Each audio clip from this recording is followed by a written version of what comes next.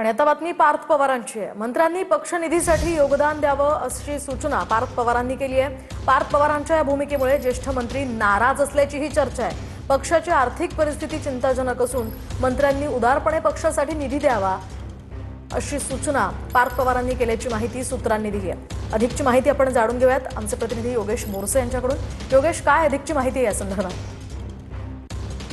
राष्ट्रवादी काँग्रेसमध्ये गेल्या काही दिवसांपासून ज्या पद्धतीने घडामोडी घडताना दिसत आहेत त्यानुसार ज्येष्ठ मंत्र्यांना पक्षासाठी निधी देण्याचं सूचना देण्यात आल्याची सूत्रांकडून माहिती मिळते। आणि या पार्थ पवारांच्या सूचनेमुळे ज्येष्ठ मंत्र्यांमध्ये नाराजी देखील पाहायला मिळते।